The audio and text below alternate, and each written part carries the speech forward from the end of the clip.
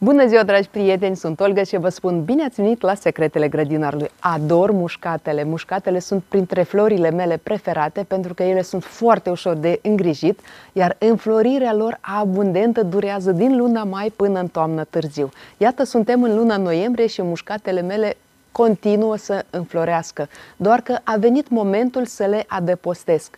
Astăzi vom vorbi despre îngrijirea mușcatelor în general, cam ce trebuie să facem pe parcursul sezonului cu mușcatele noastre ca ele să ne bucure cu înflorirea lor abundentă, cum trebuie să le pregătim pentru sezonul rece și ce trebuie să facem cu ele pe parcursul sezonului rece, ca în anul următor ele să își reia activitate, să-și reia vegetație și să ne bucure din nou. Iată, aceste informații le veți afla astăzi dacă rămâneți cu mine în următoarele minute. Dar între timp puteți să vă abonați la canalul meu, apăsați pe clopoțel și alegeți toate notificările ca să fiți notificați de fiecare dată când apare un episod nou.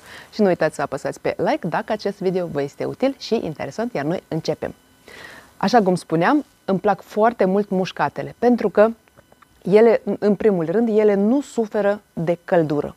Anul acesta, peste tot, a fost foarte cald și petuniile mele au suferit foarte mult și chiar multe dintre ele au suferit atât de mult încât a trebuit pe urmă să le arunc pentru că ele s-au uscat, au început să se îmbolnăvească și așa mai departe.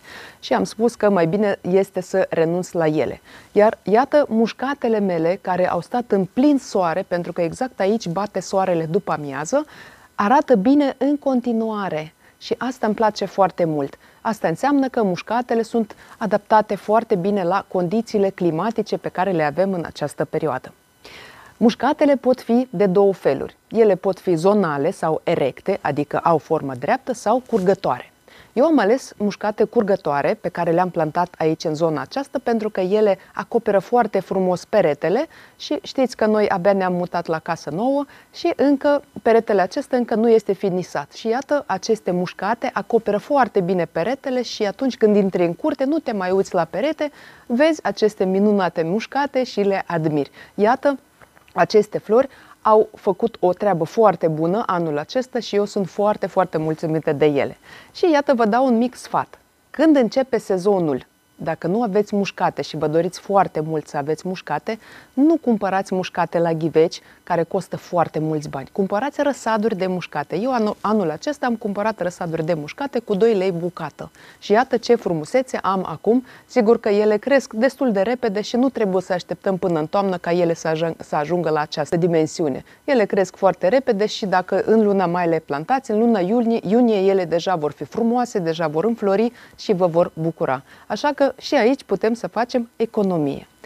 Următoarea economie pe care o putem face, nu aruncăm mușcatele noastre la sfârșitul sezonului, așa cum procedează mulți oameni. Mulți oameni consideră că mușcatele sunt flori anuale. Ele sunt flori perene și dacă anul acesta le vom pregăti și le vom depozita într-un loc ferit de îngheț, atunci în anul următor ele vor continua să crească și să înflorească. Așa că nu trebuie să plantăm mușcatele în fiecare an ca să ne bucurăm de ele.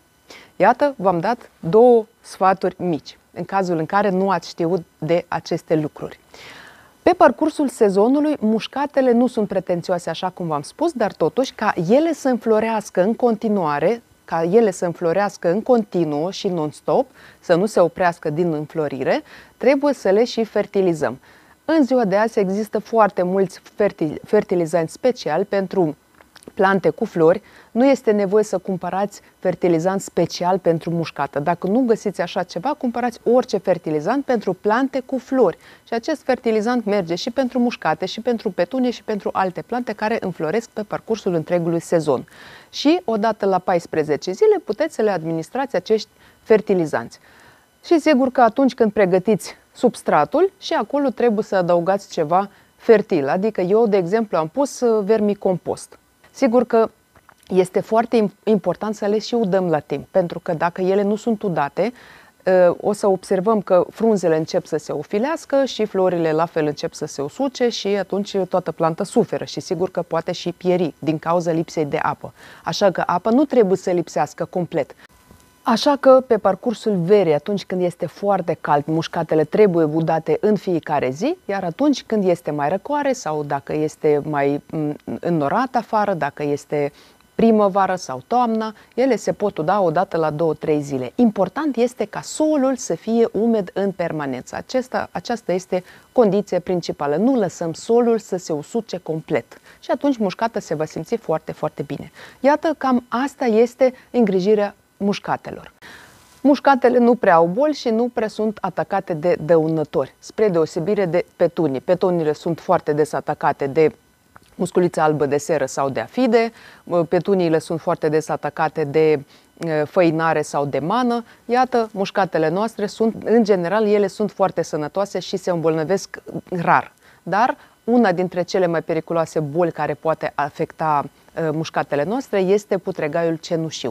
Când putregaiul cenușiu atacă mușcatele noastre? Atunci când ele se află într-un mediu unde umiditatea este crescută. Dacă, de exemplu, mușcatele sunt într-un spațiu închis sau când plouă abundent și ploile sunt de lungă durată și atunci aerul este foarte umed și umiditatea aceasta, menținându-se în aer, sigur că este și prezentă și pe plante și atunci această boală se poate dezvolta. Ca să nu se întâmple acest lucru, putem să tratăm mușcatele noastre odată la 10-14 zile cu biopreparate pe bază de tricodermă. Și tricodermă va avea grijă de sănătatea mușcatelor noastre. Și împotriva dăunătorilor, dacă observați că mușcatele dumneavoastră au fost atacate de ceva dăunători, așa cum mi s-a întâmplat și mie anul acesta, mușcatele au fost atacate de omizi, eu le-am tratat de 3 ori, am aplicat tratamentul pe bază de Bacillus thuringiensis și am scăpat de acele omizi. Așadar, atunci când temperaturile încep să scadă și deja scad sub plus 5 grade, mușcatele trebuie pregătite pentru sezonul rece. Ce trebuie să facem? Indiferent că mușcatele sunt curgătoare sau sunt zonale, trebuie să le tăiem. Să nu ne fie milă de ele, pentru că ele trebuie tăiate. Și atunci procedăm în felul următor. Iată, aici avem mușcata noastră, da? Ea deja a început să se usuce din cauza frigului și atunci trebuie să o tundem. Cum procedăm?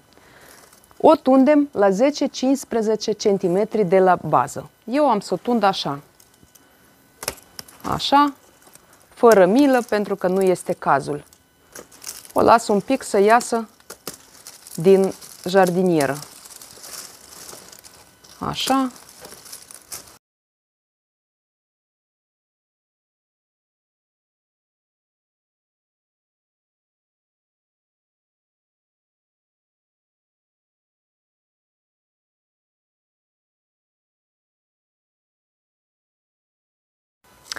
Am terminat de tăiat mușcata mea, iată atât a rămas din ea. Acum trebuie să o curățăm de frunze uscate. Toate frunzele uscate care sunt pe ea trebuie curățate.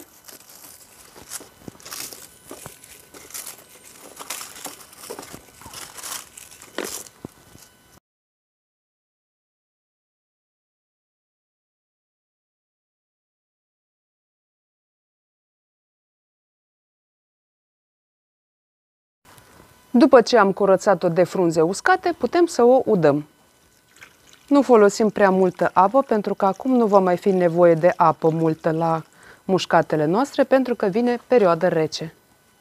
După ce vom termina de curățat toate mușcatele de frunze uscate, după ce le vom tunde, după ce le vom uda, putem să le stropim odată cu biopreparate pe bază de tricoderma sau Bacillus subtilis, pentru că acest lucru le va ajuta să fie sănătoase. Adică așa ne vom asigura că ele vor fi sănătoase, mai ales că urmează să le schimbăm și mediul. Unde le vom depozita? Mușcatele se depozitează în spații cu temperaturi cuprinse între 5 și maxim 15 grade. Mușcatele curgătoare trebuie păstrate într-un spațiu cu lumină. Mușcatele zonale sau cele erecte se pot păstra și în spații fără lumină, adică undeva în beci, în garaj sau în alte spații care sunt ferite de îngheț, dar nu au lumină suficientă. Pe parcursul iernii și până în momentul în care le veți scoate din nou afară, mușcatele aproape nu se udă. Ele se udă cam o dată pe lună. Important este să urmăriți solul. Sigur că acest lucru depinde și de temperatura la care le veți păstra. Dacă, de exemplu, temperatura va fi plus 5, plus 10, Sigur că o dată pe lună va fi de ajuns. Dacă temperatura va fi un pic peste plus 10 grade și va ajunge poate la 15 grade, poate va fi nevoie să le udați odată la 3-4 săptămâni. Sigur că trebuie să urmărim solul și ca acesta să nu se usuce. Solul nu trebuie să fie uscat, dar nici să nu fie foarte ud. Și atunci când le vom uda pe parcursul sezonului rece, cantitățile de apă trebuie să fie reduse. Aveți grijă ca acea încăpere în care le veți păstra să nu fie cu umiditatea aerului crescută, pentru că acest lucru poate provoca apariția bolilor la mușcatele dumneavoastră. Dragi prieteni, sper că am reușit să răspund la toate întrebările dumneavoastră legate de îngrijirea și pregătirea mușcatelor pentru sezonul rece și sper că de acum încolo nu le veți arunca considerând că ele sunt plante anuale. Ele sunt plante perene și se pot păstra foarte bine peste iarnă dacă respectați toate condițiile de care ele au nevoie pe perioadă rece. Eu vă mulțumesc că și astăzi ați fost alături de mine. Ca de obicei vă aștept în comentarii. Dacă nu ați reușit să vă abonați la canalul meu, puteți să o faceți acum. Apăsați pe clopoțel și alegeți toate notificările ca să fiți notificați de fiecare dată când apare un episod nou. Și nu uitați să apăsați pe like dacă acest video vă este util și interesant. Eu vă mulțumesc și vă doresc sănătate, spor în toate și recolte bogate. Ne vedem data viitoare. La revedere!